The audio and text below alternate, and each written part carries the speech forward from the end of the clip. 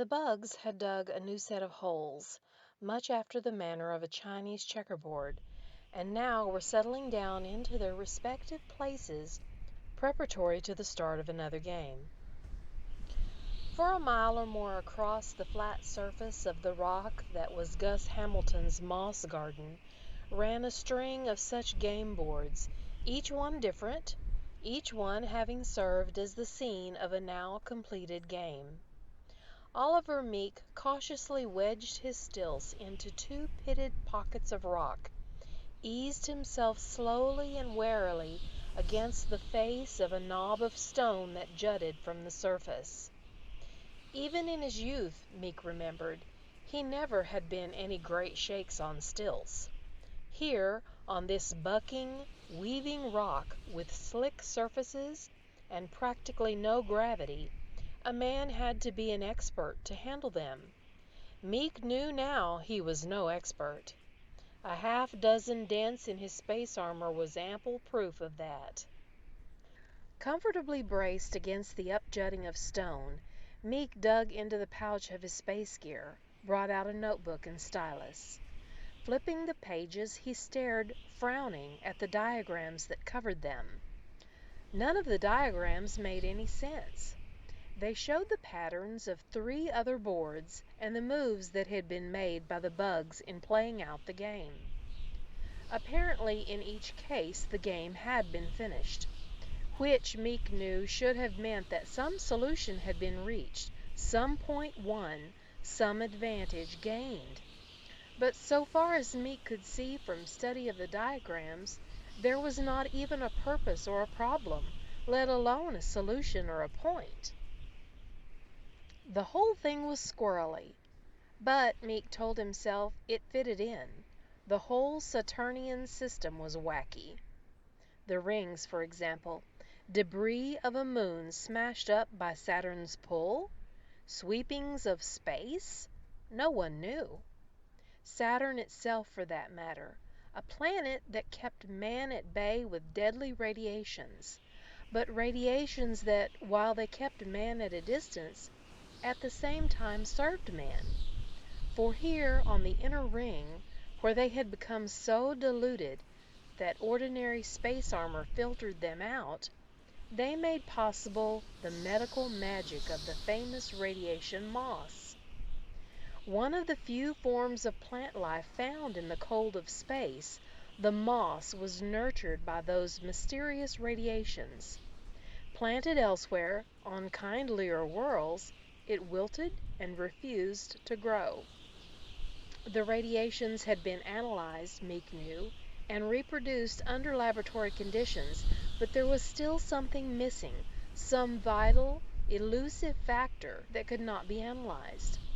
Under the artificial radiation, the moss still wilted and died.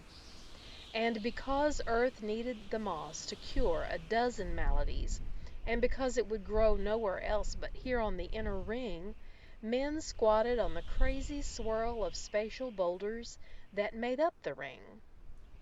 Men like Hamilton, living on rocks that bucked and heaved along their orbits like chips riding the crest of a raging flood.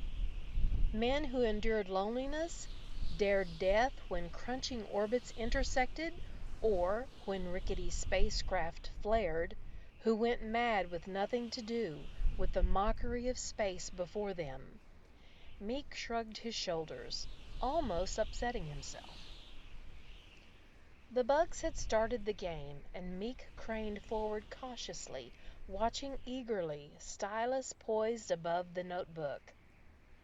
Crawling clumsily, the tiny insect-like creatures moved about, solemnly popping in and out of holes. If there were opposing sides, and if it were a game, there'd have to be...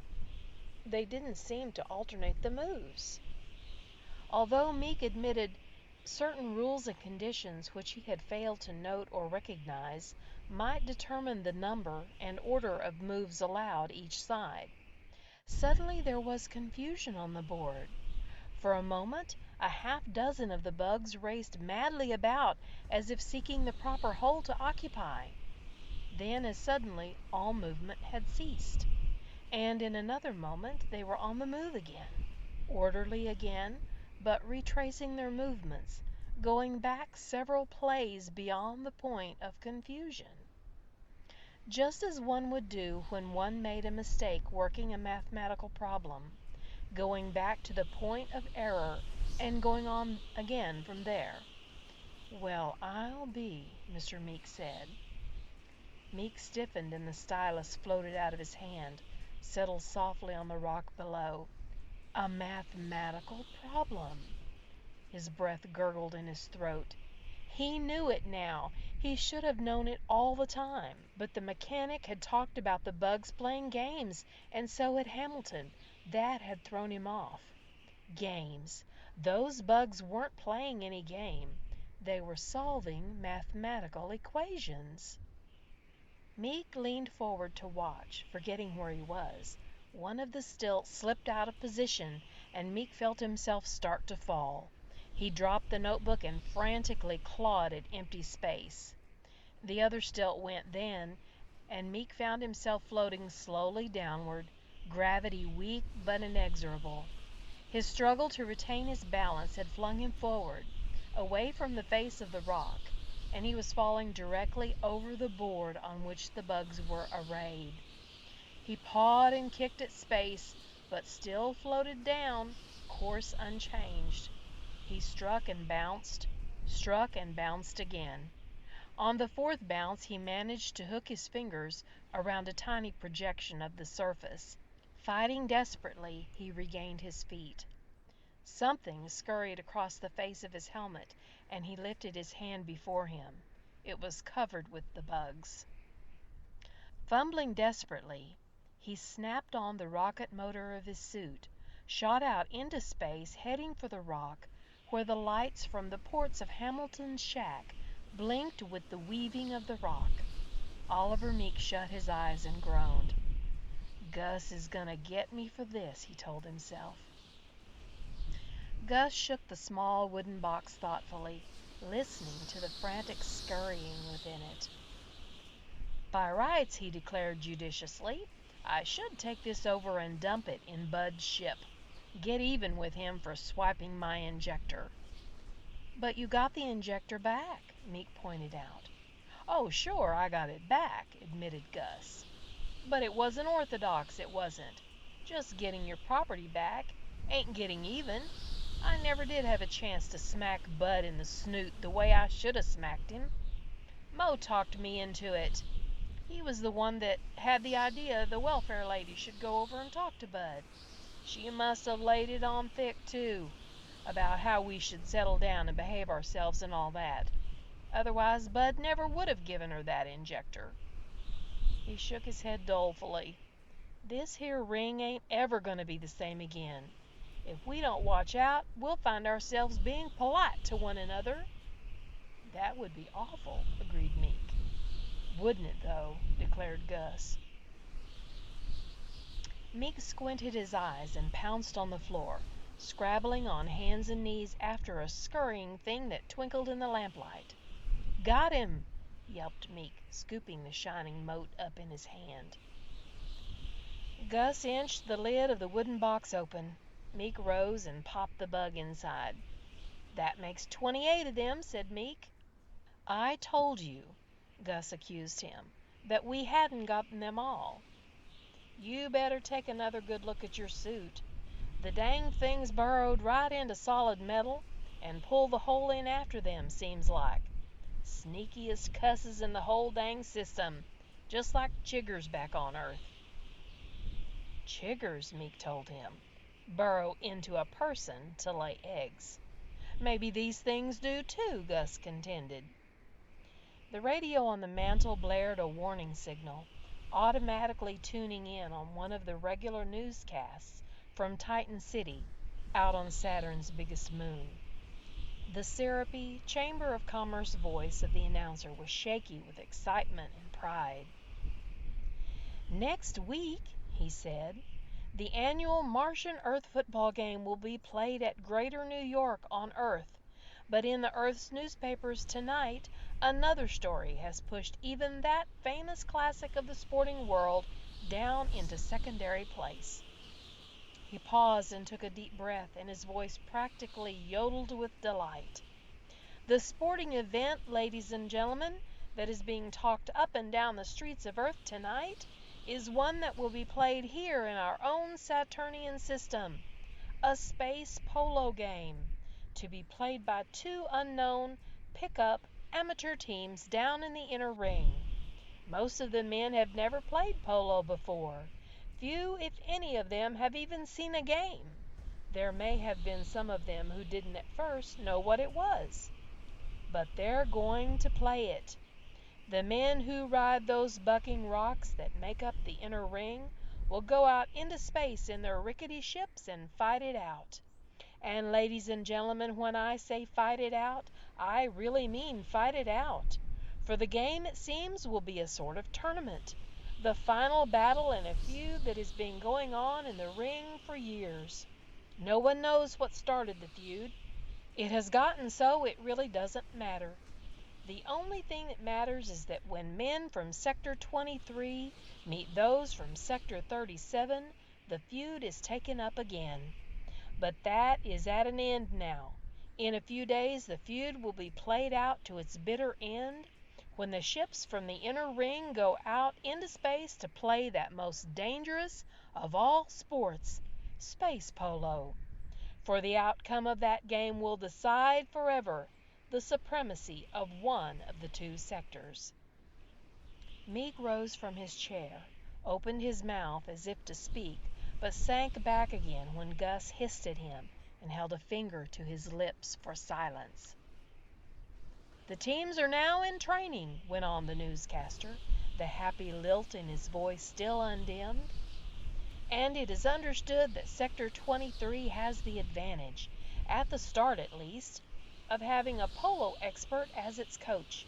Just who this expert is no one can say.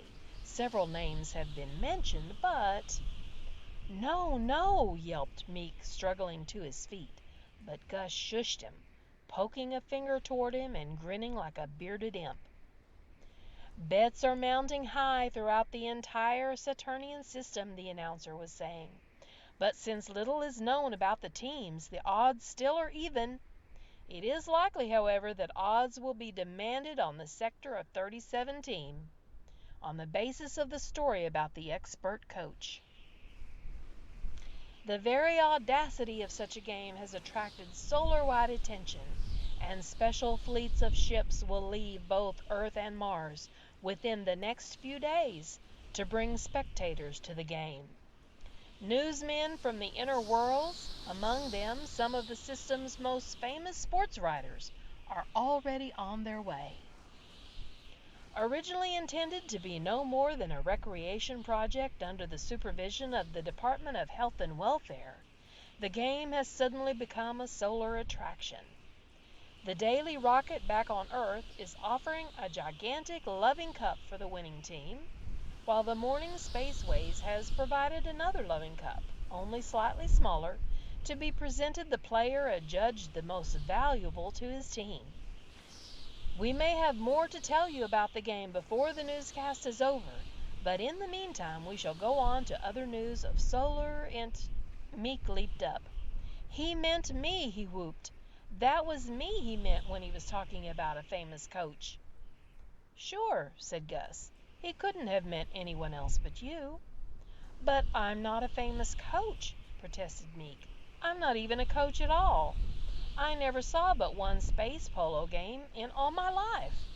I hardly know how it's played. I just know you go up there in space and bat a ball around. I'm going to...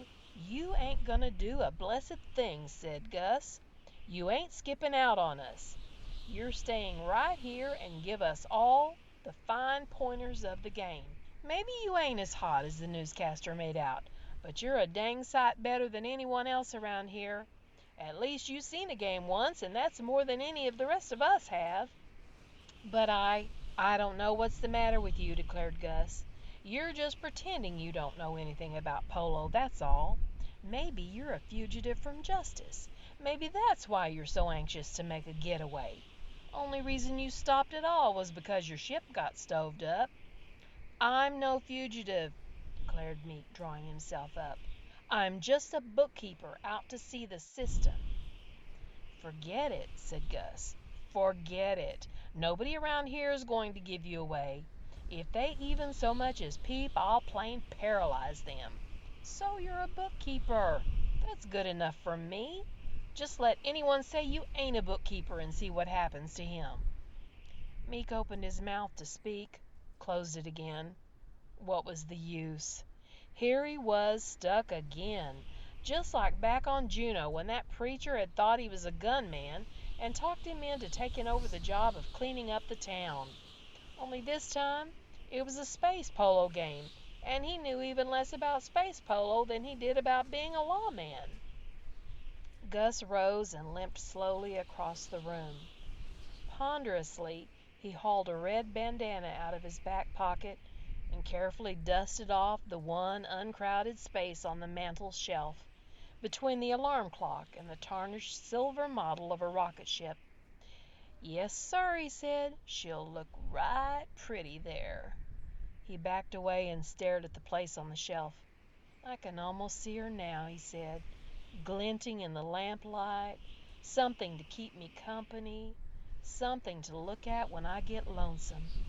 What are you talking about? Demanded Meek. That there cup the radio was talking about, said Gus. That one for the most valuable team member, Meek stammered. But, I'm going to win her, Gus declared.